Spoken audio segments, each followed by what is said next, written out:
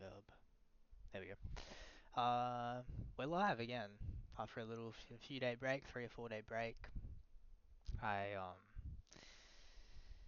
I did the GAMSAT on the weekend, last weekend. Um, so had a little break, but you know, did terribly. So we're back at the study grind again. I've got 6 months to prep, maybe a little bit more. That 6 months to prep for the next one. So we're going to be locking in and live streaming every day. Um, just study sessions basically. So if you want to join the sessions, study with me, ask some questions or whatever, um, or like help me study would also be great. Join the Discord, join the live stream on Twitch, watch the YouTube videos that I post to the streams, comment all that stuff. Let's get a little study community happening. That'd be fun. Um, yeah. So basically, what I'm going to do, I'm going to sort of change my study approach. Not drastically, but because I've got so much time now, I've got about 6 months. I'm just going to focus heavily on section three because that's really where I'm having a lot of trouble. Um, Not that I can't improve the other sections, definitely can, but would like to, get my section three to that passing level basically. And the way I'm going to do that is with um, real intense study and focus on the skills required to answer the question in the first place, and then in conjunction with that, the reasoning abilities to recognize like what the question is actually asking, because I struggle with that a lot as well. So those two things I'll be focusing on. I'm going to use Jim's GAMSAT because he seems to have a lot of resources and methods that I jive with a little bit. So I'm going to use that to start with. Um, and like I said, I'm not going to do any exam condition study or anything like that. So it's just basically going to be, I might spend, 20 minutes, half an hour on one question, and just to be able to get the skills I need to answer that question. And then hopefully when that question comes up again, I will have the skill and be able to recognize the reasoning component of the question and answer that question using the skills. So it might get a little bit boring, repetitive, and stuff like that. But we're in it. We're in it for the long haul here. We're grinding, grind mode. I'm decaffeinated and I'm ready. So with that being said, let's jump into some study. This is fun for me actually. I enjoy learning the skills, and once I like begin, I'm like, yeah, this is good. So let's have a bit of fun.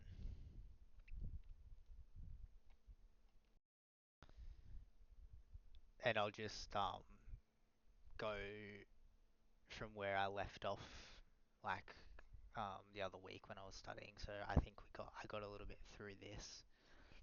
So we're just going to finish off this, and then I might look at the practice question that our old mate Jimmy here has made, and we'll just see the skills that we need and go from there.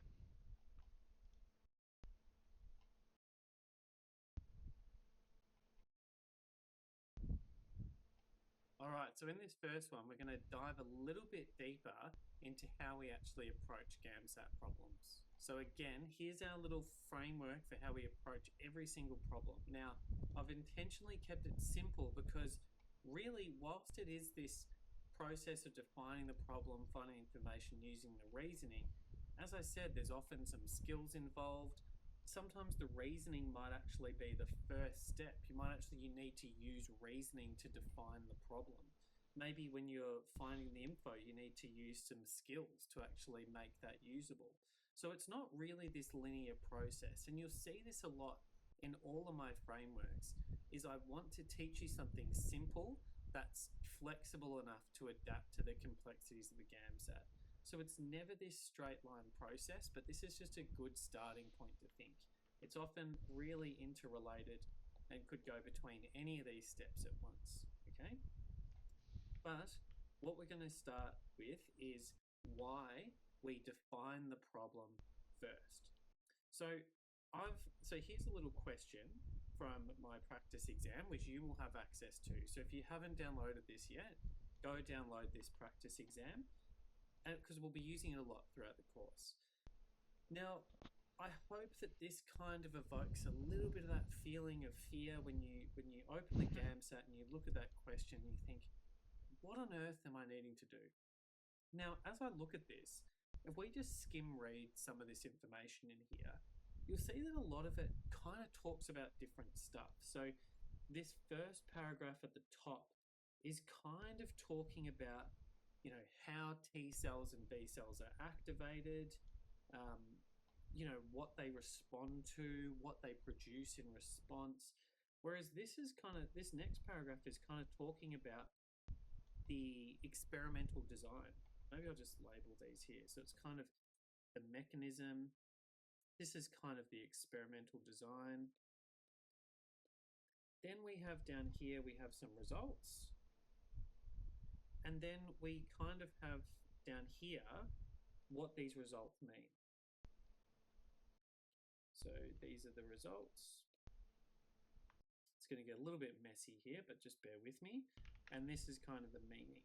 So if you look at it, I've just skimmed through that and just labeled them broadly on what they can show us. So I see a lot of people start with the STEM and they think, okay, there's heaps of information here, so I'm going to try to condense it down.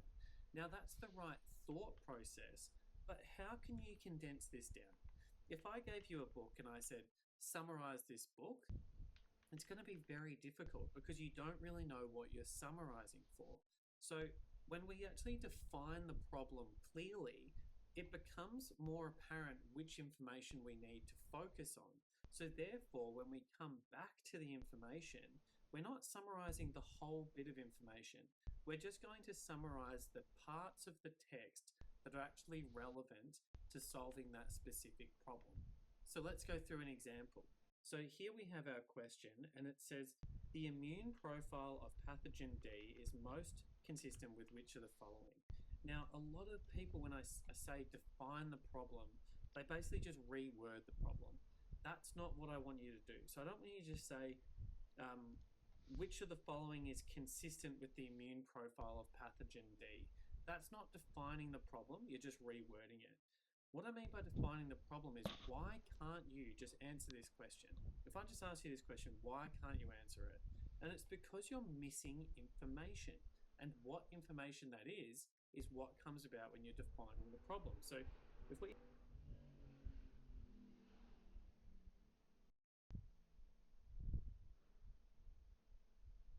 start looking through this,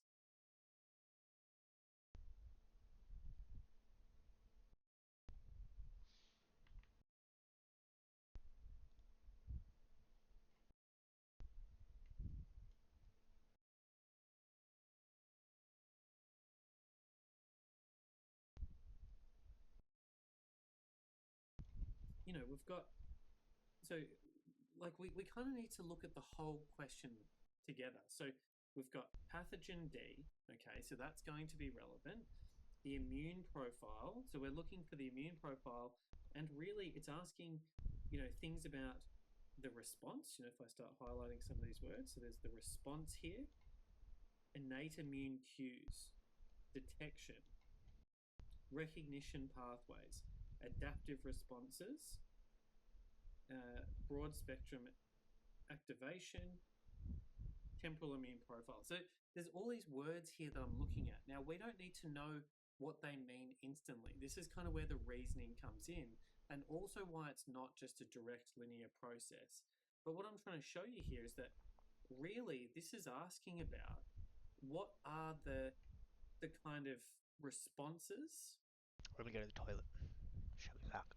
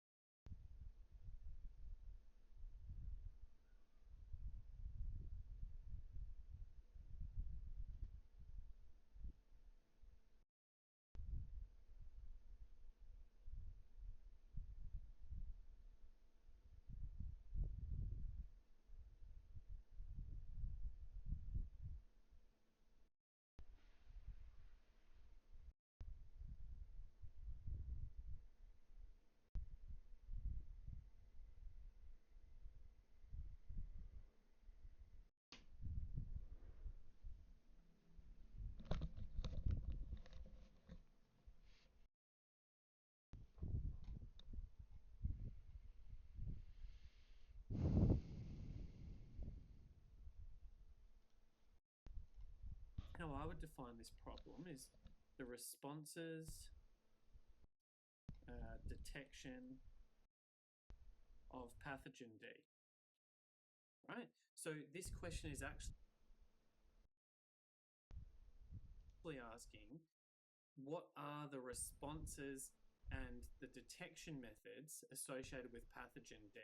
So if we just take that, where do you think I'd be wanting to focus? Like, do I really care about the experimental design? Probably not so much. Do I care about the results? Probably, yeah, because I want to see pathogen D. And then you kind of start thinking, okay, well, now I've got some things. So would I want, if I have the results of pathogen D, would I want to know what those results mean? Because could that maybe, if I know what results it has, would that allow me to go up to the mechanism of that pathogen? Because I think it's fair to say the first thing that comes to mind out of all four of these categories, when I'm saying stuff like response and detection, they're the exact words that we had in here. If I go through here, there's responses. I think humoral mechanisms. I think I saw that exact terminology. Responses, recognizing in here. So really, what I'm looking for is how can I relate the information I have to the mechanism? So really what this question is, if I'm defining this problem, it's really saying, I don't know the mechanism of pathogen D. That's a really well-defined problem. I don't know the mechanism of that. So how do I find the mechanism of pathogen D? Well, I find its features, then I get the meaning, and then that will give me the mechanism. So that's the kind of reasoning process that we're going through. Now, I will give you frameworks for how, for when you should do certain types of reasoning, but this is just broadly why I think you should start with the problem. Because if you start with the problem and you define it really clearly, you will be able to find the relevant information far easier. Another really helpful tip for finding that information. I'm gonna list out his little framework here. Um, okay, so we're gonna go. Step one is define the problem.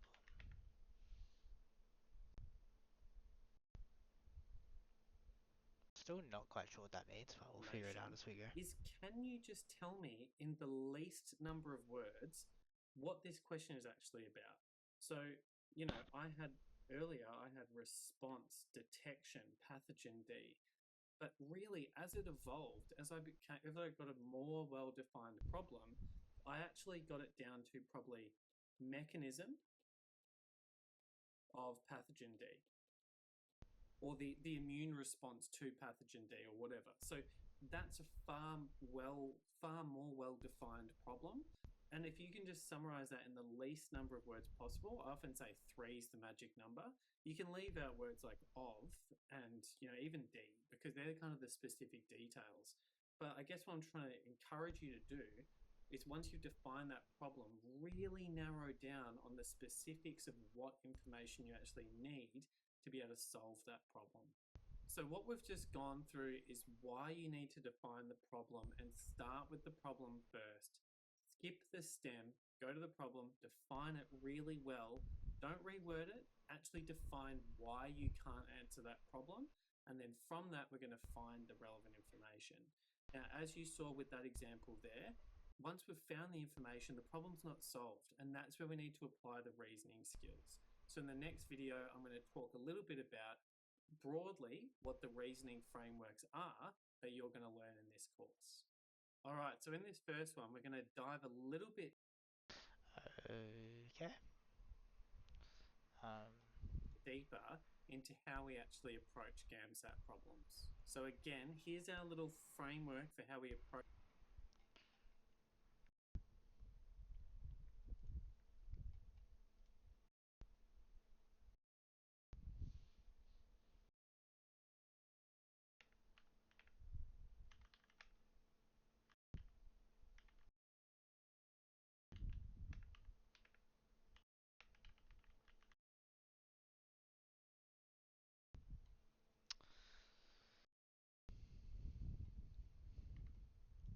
every single problem. Now, So I'm just going to try that first step, I guess, with some practice questions that I will get from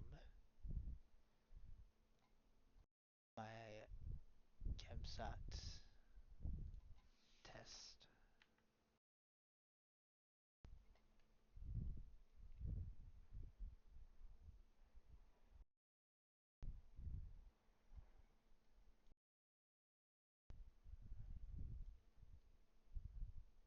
So I'm just going to use GAMSAT practice test A, the pink one,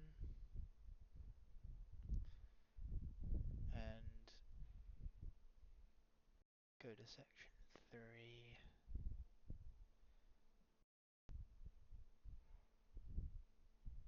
Okay, so section 3 is a chemistry, biological pathway, I think it looks like.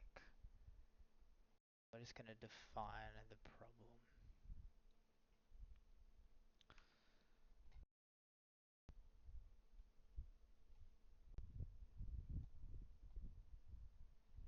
So the question, so it's a table and figure, according to table 1 and figure 1, indole would most likely build up in cells of, try 1, try 2, try 3, try 8.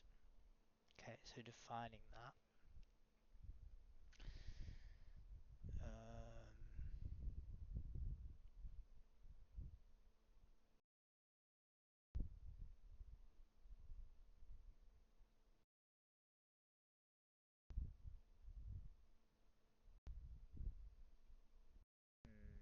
so I guess I'm looking for indole build up.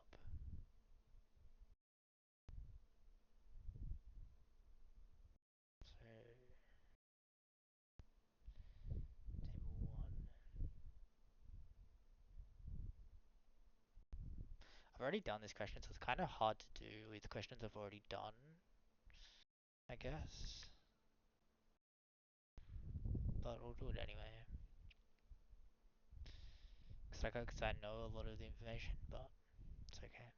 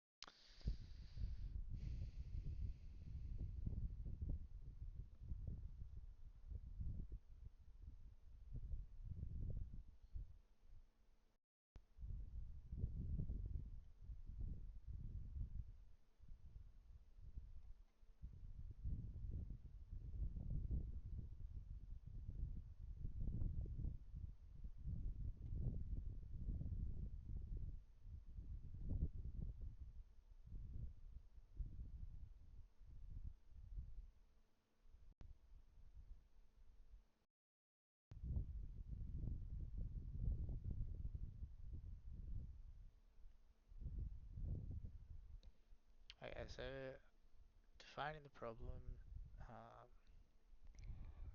the first one is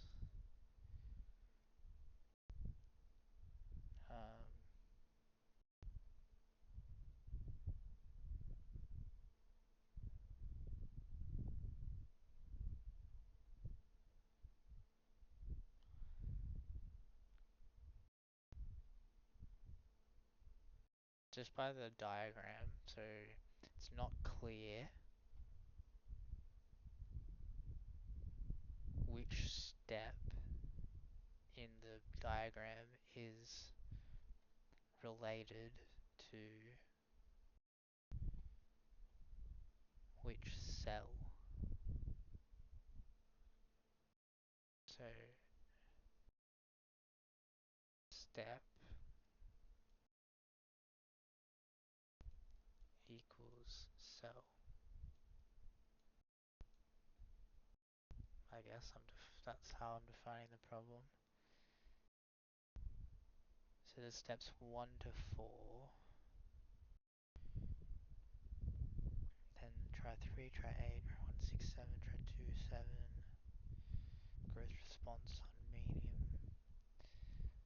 Okay, so, and then maybe we have to read the first bit. So the bacterium Salmonella typhimurium will grow on a particular minimal unsupplemented medium.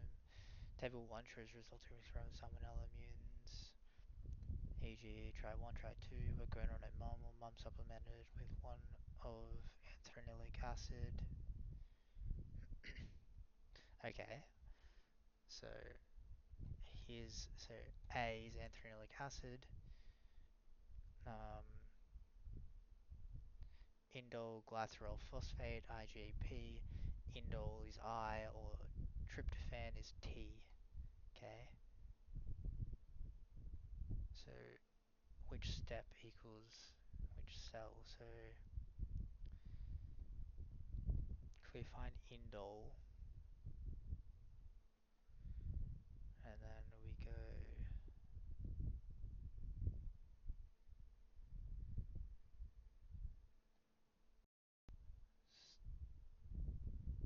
step 3. So what's at step 3? So indole glycerol phosphate, IgP. So IgP plus, sorry, minus, plus,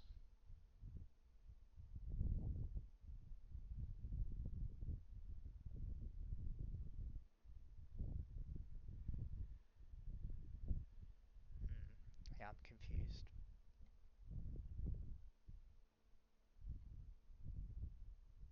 I guess I haven't defined the problem well enough.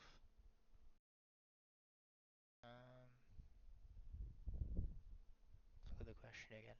According to table 1 and figure 1, indole would most likely build up in cells of.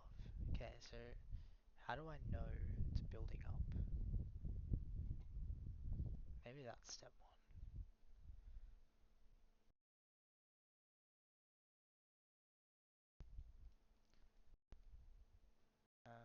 It's too long though. To build up.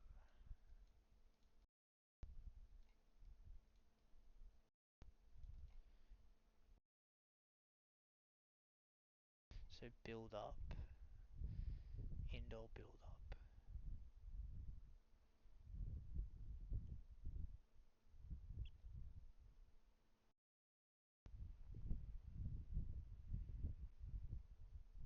Okay, so that's just indicated by a plus or a minus. So indole,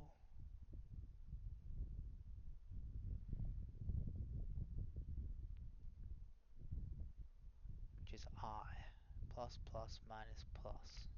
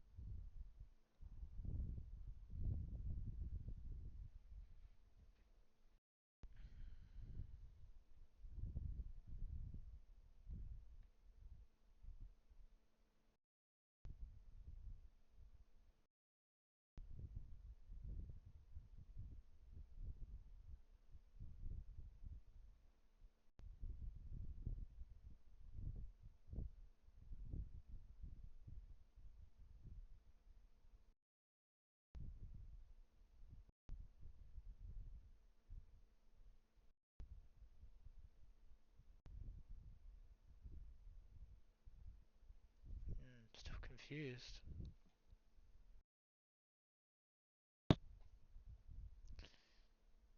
Okay. According to table 1, figure 1, indoor would most likely build up themselves off.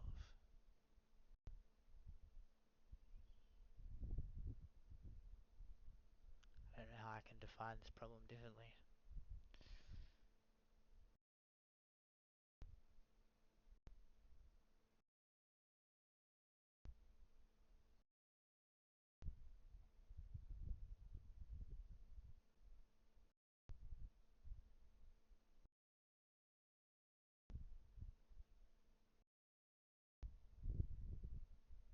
Maybe we just continue watching. Okay, so we've just gone through how to approach questions, why you define it first, how you find the information, and now we're on to the meat of it, which is actually what reasoning is and how we do it. So in this video, I'm going to go through all my reasoning frameworks, kind of just giving you an overview of what we're going to be doing. But something I really wanted to touch on is why it's really important to think like a doctor. Now, there's a lot of people who don't believe in this, but I certainly do. And I think if you know the relevance of why you're learning something, it makes it far easier to learn because you can see, you can contextualize it. You can see why you're learning something, and that helps you break down the skills that you'd need to be able to do that successfully. So I say this a lot of the time is try to contextualize why this is going to be useful to me as a doctor or as a medical student. Because ultimately, GAMSAT is about selecting future doctors. So if you think of it as this is a test to identify if I'm going to be a good medical student or a good doctor down the track, then I think that's really, really helpful. And I think it's something that a few people ignore and it might actually hold them back. Okay, so we're going to go through all my frameworks. It's really messy. I'm sorry, I've got the bad writing already from medical school. But let's just go through on the left the framework that we're doing, in the middle what we're doing in just a couple of words, and then I'm going to show you why I think these skills are relevant and hopefully try to solidify that these actually are the skills that are being assessed in the GAMSAT. So the first one is interpretive reasoning. Now this is mainly the one that we're using for section 1, and this is where we're finding hidden meanings in text. Now why is that relevant? Well, patients always say stuff that they're not completely comfortable yet. And they're giving you little hints. They want to be asked about it. They want to tell you, but there's something holding them back. And this is why interpretive reasoning is so important, is actually drawing that meaning out from what the patient's telling you or what they're not telling you and connecting the dots. Secondly is deductive reasoning. Now, this is really where we're drawing conclusions from facts. And I think this is important in so many elements. I mean, I think deductive reasoning probably has a part to play in all of these reasoning frameworks. But one specific thing I could come up with was making diagnoses. So if you have a bunch of different facts, what do they actually point towards in terms of a unifying diagnosis? Next, we have abstract reasoning, which is kind of interpreting patterns. Now, I thought this is really important for what happens next. So if you see one patient, you know what happens. For example, with appendicitis, it usually moves from kind of a central abdominal diffuse pain to a really well localized one. So picking up those patterns of presentations really helps in medicine.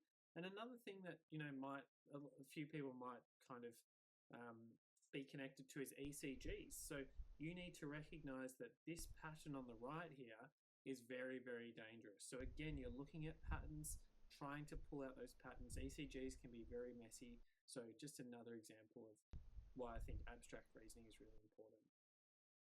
The next one I have is analytical reasoning. So this is where we're analyzing data, so in graphs or in table forms. And this is particularly important as a medical student. You're always getting graphs in physiology, and they're a really good way to actually explain physiological principles. So being able to interpret those graphs, I think, is very important. But also being able to interpret research. So if you get new research that comes out on something, are you able to actually work out what that means? Because a lot of research is about actually deciding if the conclusions that the author draws are actually backed up by the data, not just taking what they say on face value. And there's also looking at results over time, so lab results and stuff like that. Mechanistic reasoning is really determining why things behave a certain way or predicting how things are going to behave. Now, this is super important in medical school again, is understanding systems and how things affect certain things in that system. So, how a drug might manipulate this, how a disease process might manipulate that system. That's why they put these questions in. Second to last is spatial reasoning. Now, this is when you might have seen those problems where you have molecules in chemistry and you need to twist them around and all this stuff. And it took me a while to actually see why this is important. But as I've gone through medical school, I think this spatial reasoning is super important. So, in terms of imaging, X-rays and things like that, or CTs, you need to be able to follow vessels and determine what's behind what and where things should be. So radiological imaging, very, very important for spatial reasoning, but also just learning anatomy. And I think why we're learning anatomy in medical school is if we want to do surgery. So I'm not saying you have to be a master at all this stuff. If you're not incredible with spatial reasoning, you're probably not going to be a surgeon. You're probably not going to be a radiologist. But you do need to have a baseline level of these skills. And being able to imagine structures from different sides, what it might look like if you came in from the back or the side or the front, that's going to change what you actually see. So that's why it's very important in something like surgery, is knowing what something would look like from multiple angles. And that's really how you learn anatomy, is showing that you can actually think about things from different perspectives in case you were in that position. So very, very important as a medical student in learning anatomy. And the last one I have is synthetic reasoning. So this is where I think we connect ideas. And this is, our section 2 reasoning really. And I think it's really important because it shows that you can appreciate different backgrounds and you have a perspective on the world.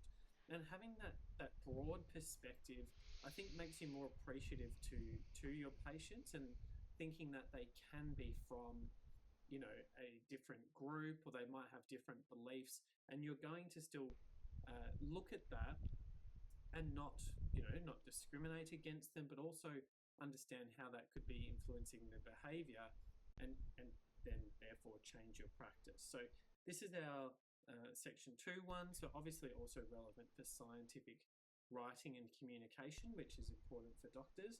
But I think what I ultimately just wanted to show with this list is that, hopefully me describing these frameworks has brought a little question, like one question that you've seen somewhere, brought it to the front of your mind, and now you're thinking, okay, I can actually see how that question is assessing a skill that is going to be really relevant for the GAMSAT.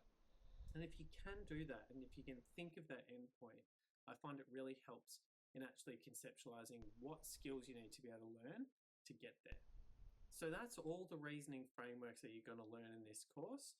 Now, I did touch on the relevance, but as we go through, as I'm teaching you these frameworks, I'm going to continue to come back to why this is relevant as much as I can, because I think it's really important to speed up your learning, because you see how applicable that is.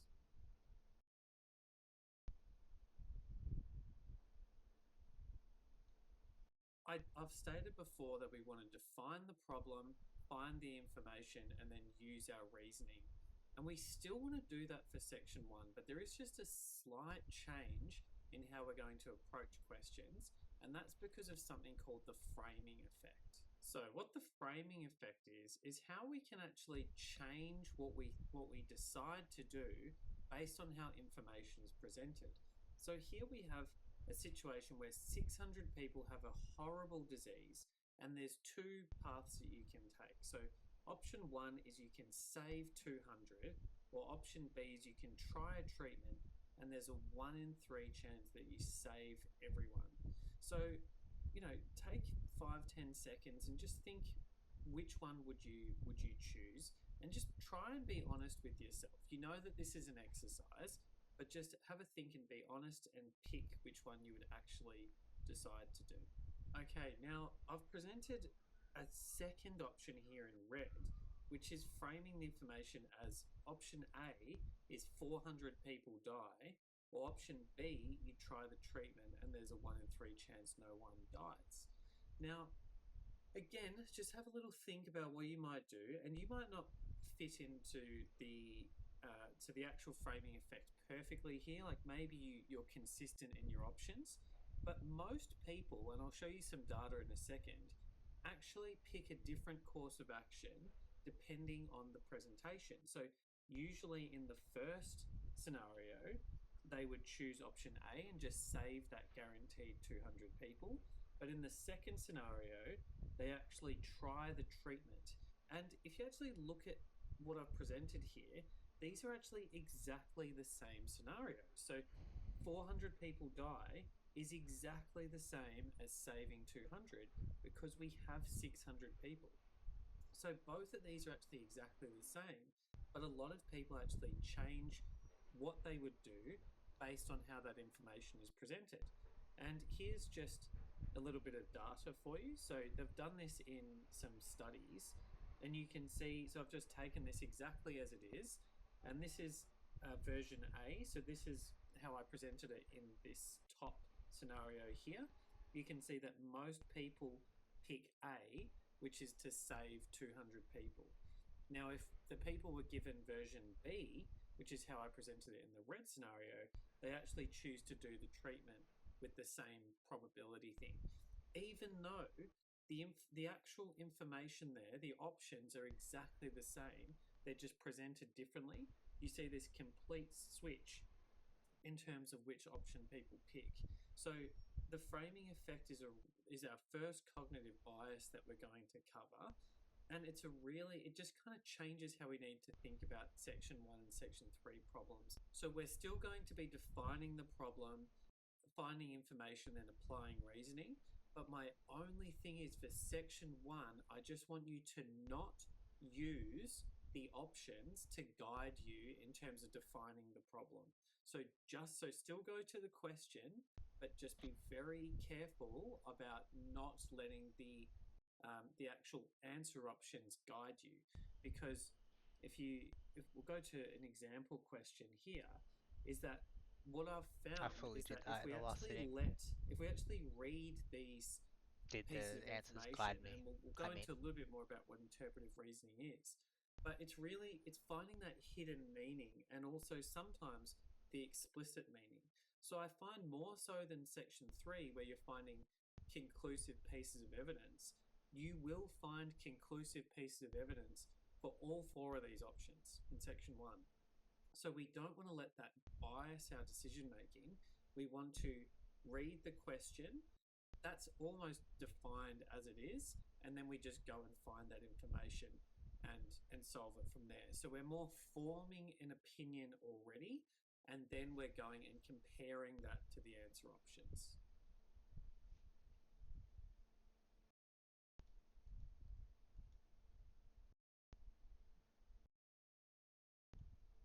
Okay, so let's get started on our first reasoning framework, which is going to be interpretive reasoning.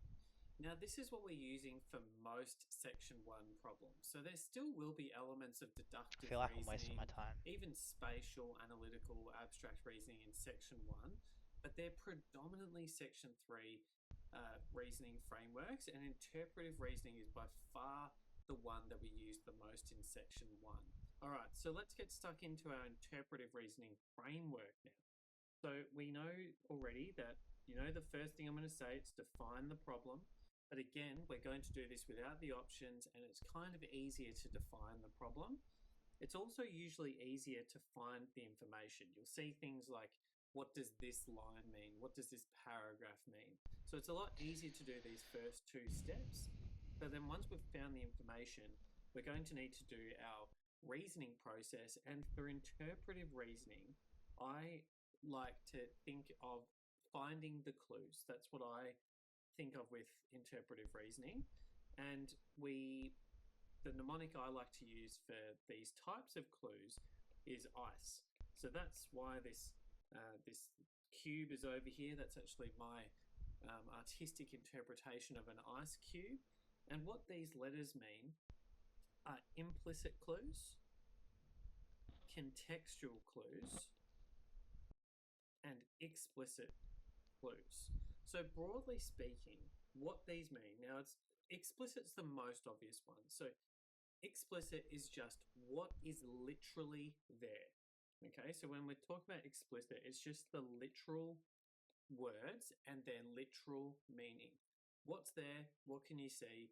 What does that mean? That's the explicit meaning of those statements. Now, as we go up to contextual and implicit, implicit is the opposite. So it's more what is meant by that statement. So there are, if you think about different words, depending on how it's said or what was said, it can have a different meaning. And this is also shaped by the context in which it's presented. So these implicit and contextual clues really are what change the explicit meaning. And how I like to think about it is if all of them line up, then you can just take the explicit meaning. But if there's a little bit of inconsistency there, if there's a mismatch in what the meaning of the words mean, the implicit clues versus the explicit clues, for example, then these two are what are taking over because they're far more powerful in how they change the meaning of various words and sentences.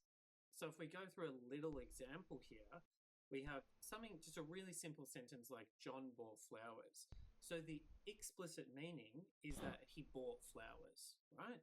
Now, there could be a bunch of different reasons why he bought these flowers, and that's kind of the implicit meaning. So if we put in something like John looked worried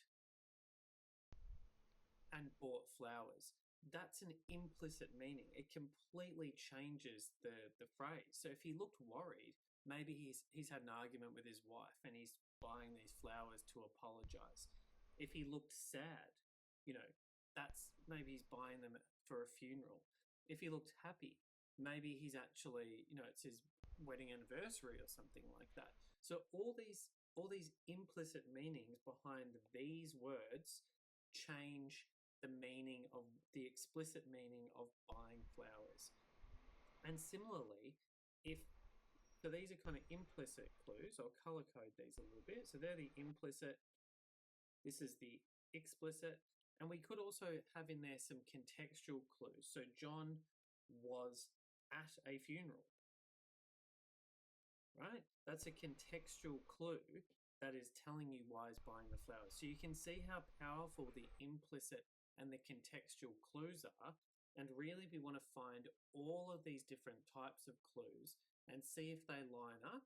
And if they don't, we want to be analyzing why they're not lining up and what is actually not being said, or the context that is there that might be changing the meaning of the explicit words that we see.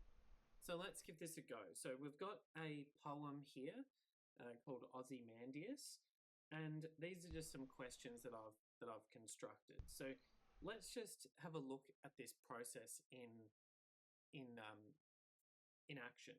So obviously we want to define the problem. Now, really, as I said, with section 1, we don't need to describe the problem. It doesn't take that much because it's really just saying, okay, it's asking for what's the description? Like, what is this thing describing? And again, I don't want to look at the answer options because they are going to sway me because they will be there in the text. So I more want to define the problem, find the information. So it tells us again, line 8, right? So they're usually very easy to find the relevant information. So the hand that mocked them and the heart that fed. And now what we really want to do is we want to form an opinion of what that means. So what do you think it means? So pull the clues out, find what you think it means, and then compare it to the answer options. So only after we actually have an opinion are we going to then look at the answer options. Okay, so now let's put this framework into action. So we've found some information, but again, you're probably going to be going on a bit of a goose chase afterwards. But this is where I want you to start, is dissecting that piece of information. So I'm just going to be gathering clues from here. So again, that's our framework. We're just looking for implicit, explicit, and contextual clues. So there's a hand that mocked them. So it's just basically anything that stands out to you. Now, this heart that fed stands out to me as well, but I'm not quite sure what that means. But really, again, we're just picking out the clues and then we're going to start interpreting what that means. So, the hand. So, what hand are we talking about here? So, we'll then have, this is where you have to go and find more stuff. So, we're kind of reading through the poem, and I'm seeing things like a sculptor, half sunken, shattered visage. So, trunkless legs of stone stand in the desert. So, what am I thinking? I'm thinking, okay, there's legs there, stone legs in a desert, and there's this shattered visage. I don't actually know what a visage. I now know. Since constructing this question, I know it's a face, but you don't need to know every single word because you can kind of piece it together. So, as we just keep looking at all this stuff, we can say, all right, this sounds to me a lot like a statue. There are other clues as well, that there's a pedestal and, the decay, colossal wreck. All of these things to me tell me that there's a statue. This is a statue that we're talking about here. So it's the hand of the statue. So if I'm thinking, well, it's a statue of what? Right? Who's a statue of? Now, we've kind of already alluded to this stuff, but we have, Ozymandias, King of Kings. So we now have, it's a statue of a king. And then we can start to move on. Well, now we have that. Who would this statue be mocking? So it's saying that the hand of the statue, the hand of the king, is mocking someone. Mocking who? So we need to look for more and more clues. So what else stands out to us? So if I'm looking again through this, I'm getting an idea of who this king is, right? Look on my works, mighty in despair. So, King of Kings, frown, wrinkled lips, sneer. So, it's telling me that this king is quite a mean king. And to me, that fits. So, this king is, mean, scary, a commander. And there's some of our more implicit clues there. So, we have the literal meaning of the hand and the statue, and then that's I guess we're shaped working on by section these 1. implicit meanings of being mean and scary. And that changes our idea of this king. So if we then think, okay, well, who is that hand mocking? Well, we can also see this other clue. I'm running out of colors here, but when would you mock someone? You'd mock someone who you think is beneath you. And you can see here that the only other things in here are really that the statue was made by a sculptor. Okay, so made by a sculptor. So then I'd be just kind of integrating all of these things and thinking, does that make sense? So again, I'm looking for that alignment between the implicit, contextual, and explicit clues. So I don't really see any contextual clues here, but we have this idea of this mean, scary king. Could they be mocking the sculptor? I think that absolutely fits. And if it absolutely fits, if everything aligns, you can take that more explicit meaning, which is that it's just mocking the sculptor. So that's our opinion that we have. And then we're just kind of comparing that to the answer options. So is it the pharaoh's skilled hands that built the empire? Well, no, that's kind of ignoring some of the implicit clues, I think. So I don't think it's A. Is it mocking the sculptor's art that recreated the king's cruel emotions? I think that looks quite good. The tyrannic hand that ruled over the kingdom. So you could see how you could easily be guided by some of these answer options if you place too much importance on these earlier. But I don't think that's what the hand is being described as, because the hand is mocking something. It's not the hand of power that's stamping out, whatever. It's not really about the tyrannic side. It's about the mocking side. So you can see how that completely changes everything. And then the ruthless hand of time that destroys all works. I don't think that's what the hand is about, because the hand, again, is mocking someone. So all of these options don't really fit. So the answer here would be B. So let's have a go with question number 2 now. So again, it's going to tell us quite quickly where to go, and that's to line 11. So look on my works and mighty in despair. So again, we'll go down to here, and we're going to be just interpreting what we think this means. So we need to, again, to start thinking what stands out to us. What are the clues here? So I see works, so the king is saying, look at everything I have. That's what works means. Maybe I'll just write that in somewhere. His works. They're mighty. Mighty in despair. So what do I think that means? Well, again, we already have an idea of this king, this mean king. And then he's saying, look, they're so great. Be scared of us. Kind of thing. Like he's boasting about his works, really. But are there any other clues? So if you take the explicit meaning, you would say, well, he's a mean ruler, like exactly what I just said. He's a mean ruler. He's talking about his works, and be scared of us. They're so mighty. And literally, that is what is said on the pedestal. But let's just read a little bit deeper into it. So, what is this pedestal that we're talking about? Well, nothing besides it remains. There's decay, boundless, bare. So it's about picking out these words and thinking, well, what do they mean?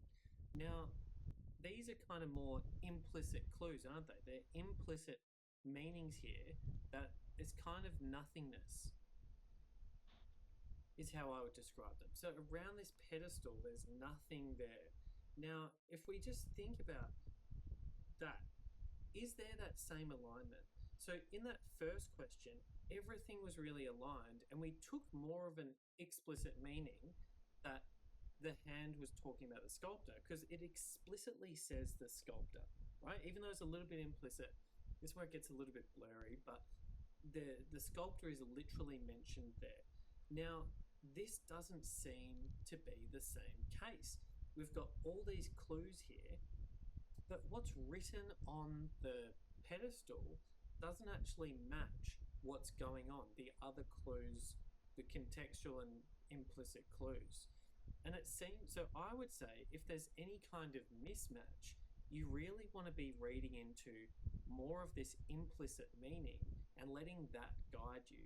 So I would say that what's actually written on the pedestal in this poem is about showing that even if you are high and mighty, everything will kind of come to an end. So let's have a look at and see if that's one of the answer options. So as I go down, so is it about illustrating the achievements and triumphs of Ozymandias? No, I don't think so, because if it was, it would more be, you could, if we even look at that in retrospect, what would that look like? Well, it'd probably be spoken by the traveller, and the traveller would say, I saw these incredible, statues, and the architecture was incredible. So it doesn't seem like that. It's not saying that at all. So warns travellers about the strength of the kingdom. Again, no. I think at the time that might be what the words literally meant, but it doesn't seem like that anymore because there's nothing there. Underscores the irony of Ozymandias's ambition. Well, that seems to maybe be the case, because what would that mean? Well, it's ironic that he's saying everything's so mighty and now there's nothing left. So that one looks quite good to me. And then D, which I don't have a letter for, which is a bit of an oversight, represents the insights of the sculptor. Now, I don't think that is true, because the insights of the sculptor would more be the literal meaning, what was literally written down, or we don't actually know what the sculptor said, because all he can put down is those literal words on the pedestal. So we don't have any idea what the sculptor's actually saying, so the correct answer here would be C. So go through and give this a go when you're looking through your section 1 problems. Look for the implicit, contextual, and explicit clues, and then form your own opinion. That's a really important step, is once you've actually formed your opinion, it's far easier to compare that to the answer options because the answer options will guide you through that framing effect.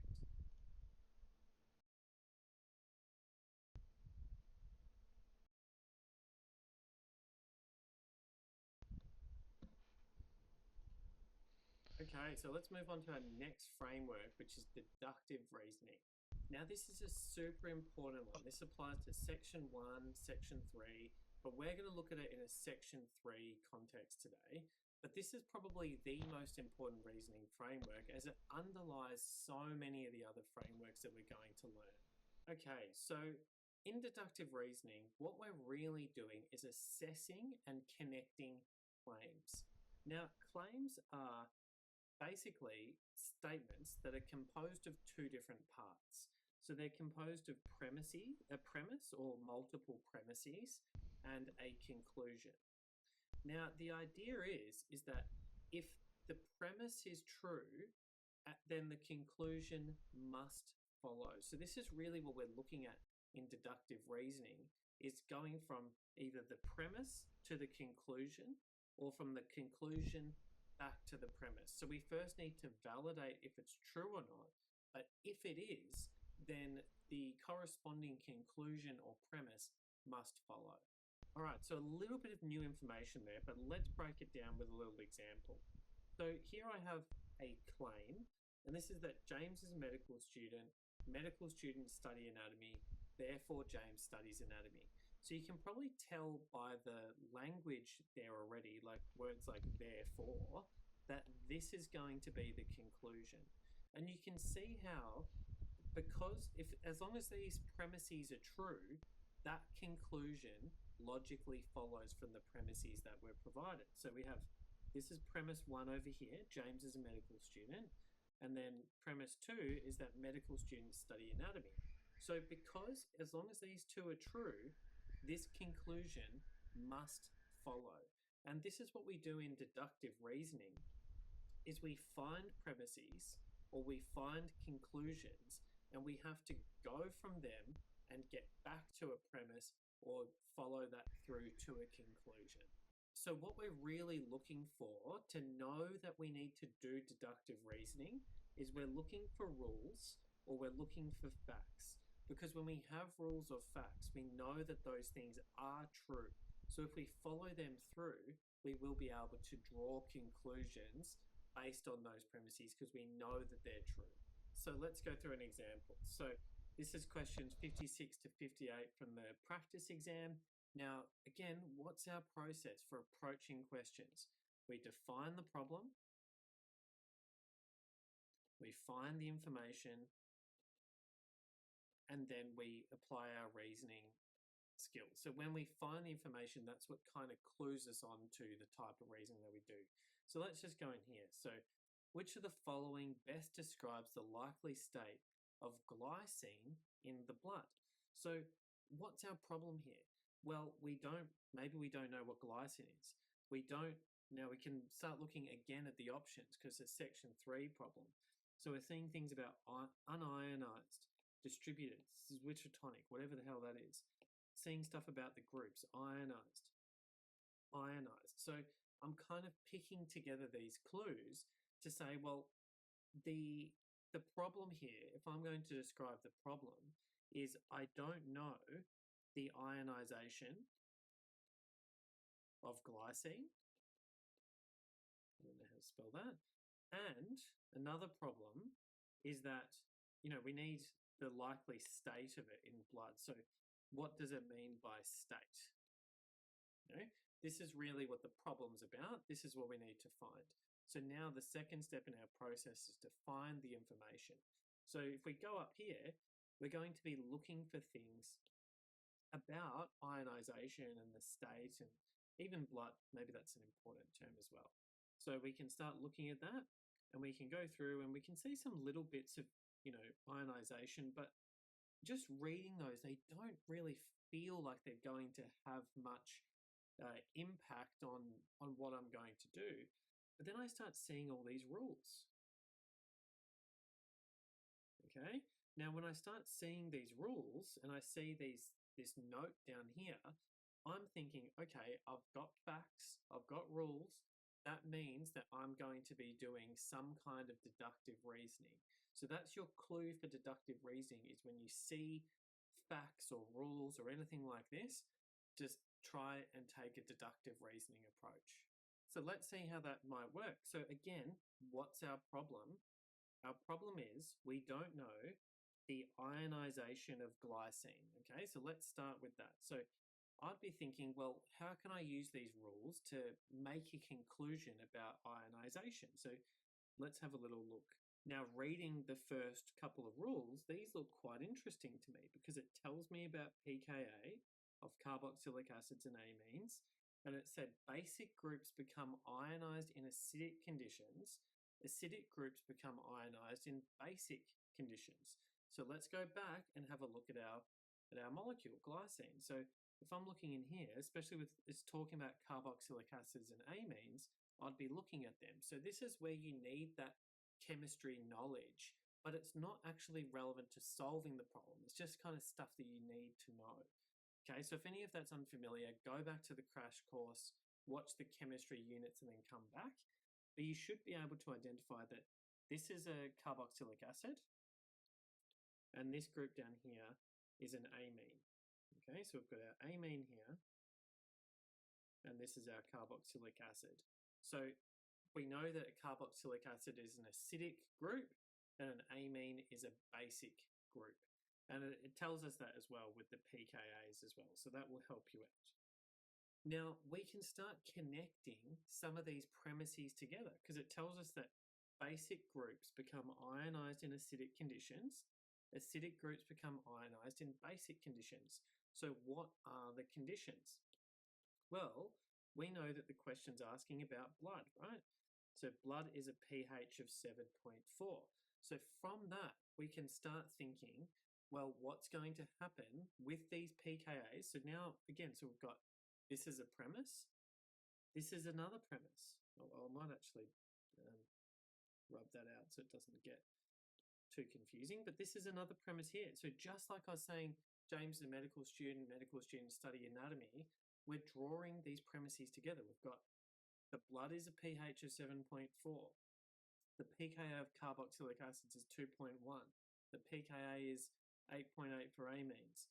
Basic group. So you can see how I'm just drawing together all these different things, and from that I will draw a conclusion.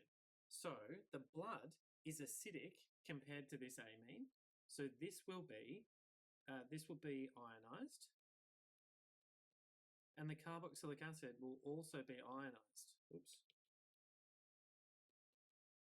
So these will both be ionized because, again, we know from rule 2 that basic groups are ionized in acidic conditions, and this is a basic group, and this is an acidic environment.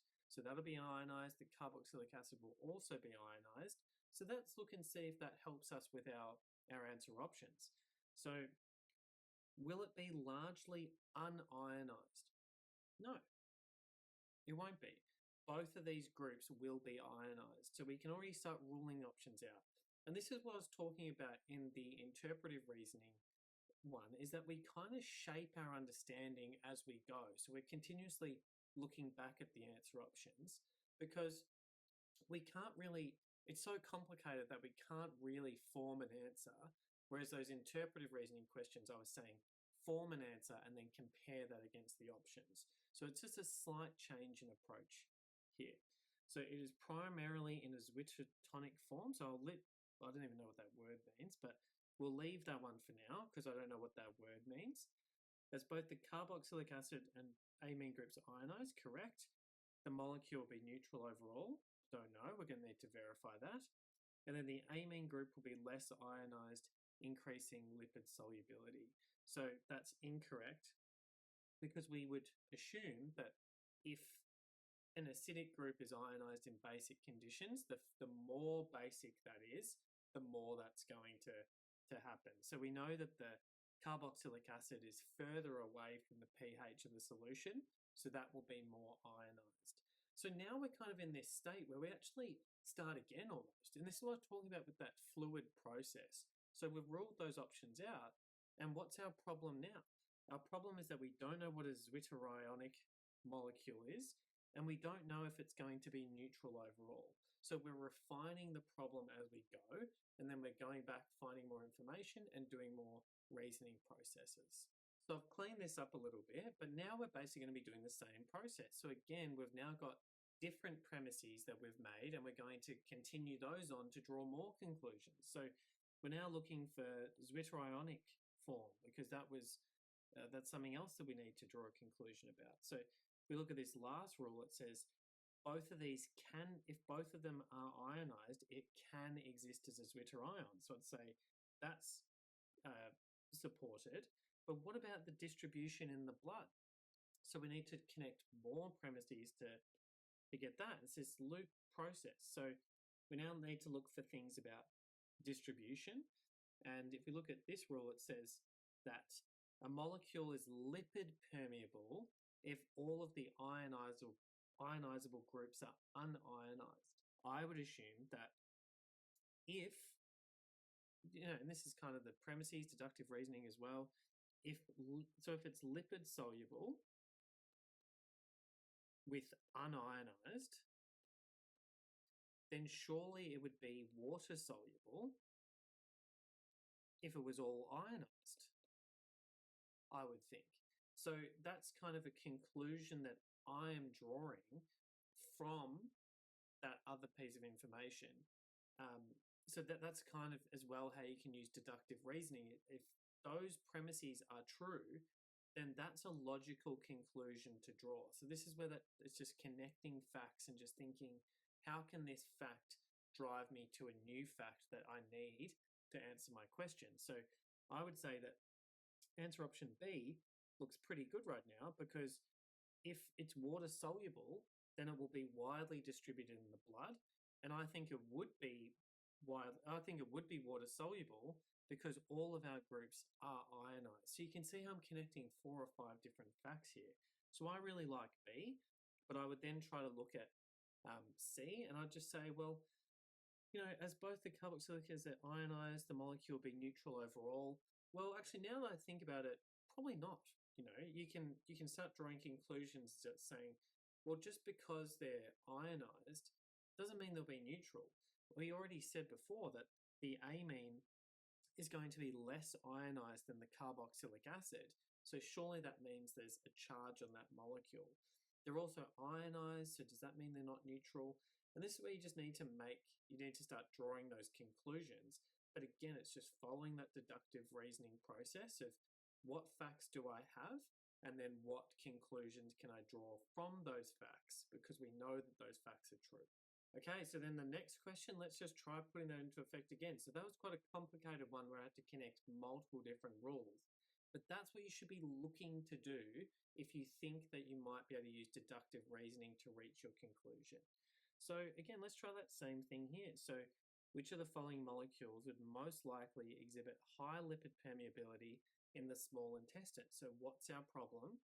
I don't know anything about lipid permeability, and I don't know what the small intestine is, So there are our problems that we need to solve. So let's go back, and we're looking for anything about lipid permeability. And I actually do have a bell is ringing about this rule here. So we need all the ionizable groups to be unionized. Now, again, what other things do we need? So the other problem we had is about the small intestine. So small intestine, pH equals 8. So these are more conclusions that we need. So again, we need to know about ionization. So we're connecting that to these rules up here, aren't we? So they're going to be ionized in these certain conditions. So we need groups that are unionized at a pH of 8, so they will be lipid soluble. So if we go through, we need to just think about what these groups are going to be. So we've got a pH of 8. So what's going to happen? Well, immediately I'm ruling out A, because this carboxylic acid group is going to be ionized. So again, we're connecting rule 1, 2, 4, and this little piece of information here. So you can see how we're just connecting all these different rules to form a logical conclusion. With B, this looks better because it's got an amine group in here. oops, but that will still be ionized to some extent because the pKa is 8.8. So this is kind of where you start having to draw your own conclusions because yes, it will be ionized, but it does say most likely. So again, you can look into that and say, well, it doesn't, does this conclusion logically follow likely? Well, that's up to you to decide. So I'll put a question mark next to this one. We can definitely rule out C again because it's got that carboxylic acid. And if we look at D, we can actually see that it has no ionizable groups. So it comes up to you. You would say, well, what's more likely to be highly lipid permeable in the small intestine? Something that has a slightly ionized group or something that has no ionizable groups? But I don't have any specific information about the ionization of that. So again, we're going to be going up here and we're going to be looking at these rules and just seeing what is the most logical conclusion. Now, for me, I would just say if all the ionizable groups are unionized, so this is the key rule, I think, is rule number 4. And I just think, well, if there are no ionizable groups, then nothing's going to be ionized. And that seems to be the most important thing for predicting if something is lipid permeable or not. So I would be saying option D here because it actually doesn't have anything that can be ionized. And the last thing we need to discuss with deductive reasoning is confirmation bias. So really all biases come from some kind of fallacy whenever we're doing anything. And when we're trying to do deductive reasoning, we're trying to rule answers in. We're trying to draw conclusions. We're trying to find matching premises. And whenever you're actually doing that process, that ruling in process, your mind prefers information that validates previously held beliefs. So I see a lot of students potentially say, I've studied this at uni or I know this, even though they probably don't know that. And they're using that as a fact. So again, deductive reasoning is about facts. If you can validate a premise, then the conclusion follows. But when you're building it on dodgy premises, the conclusion itself is dodgy. And ASA knows when these things come up and they're very good at planting those questions. So all I'd say is if you're ever ruling anything in, which you're often doing in deductive reasoning, just ask yourself why you're actually drawing that conclusion, and are those premises or conclusions that you're using, are they actually true, or are you basing them on something else? And just asking yourself that question can often identify times when you are falling for confirmation bias. Now, if you feel like you are, a really effective strategy, and this holds for all biases in the GAMSAT, is just do the opposite. So if your bias is coming up because you're ruling something in, try to rule your answer out. So if you look for evidence that would rule out your answer, that's actively overcoming the confirmation bias that you're potentially falling for. So keep that in mind just broadly to do the opposite. But specifically, if you think you're doing confirmation bias, make sure you're looking for evidence that rules your answer out. And if you can't find any evidence to rule your answer out, then it's probably the correct one. But again, you can look for evidence that rules out the other 3 answers as well, because that should be there if those answers are incorrect.